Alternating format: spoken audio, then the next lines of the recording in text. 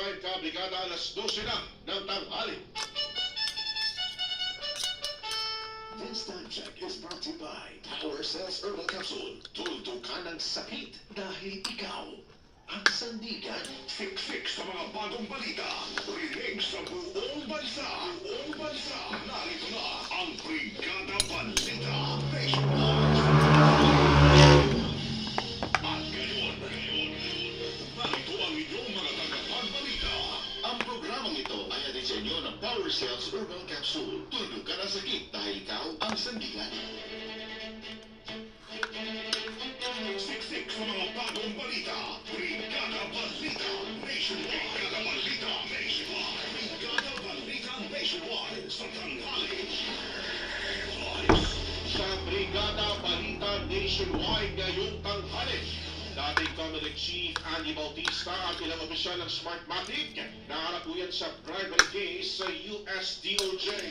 Incumbent Paul Body Chief George Garcia naniniwalang tama lang na na-disqualify ang Smartmatic. Ang grupong pisto naman magkakasala rin ng mga seri ng malawakang kilos protesta dahil nga ho yan sa pagpapatuloy ng PUV Modernization Program.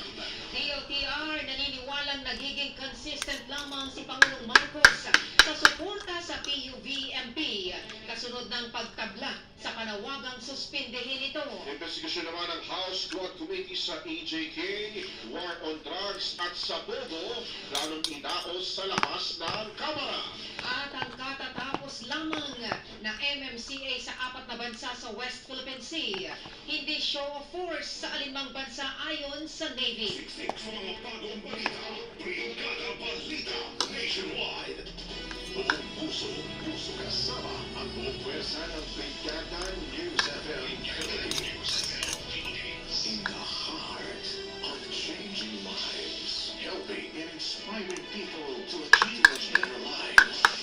Kasama ang lakas ng Prime Max Plus Herbal Capsule at resistensya ng Power Cells Herbal Capsule.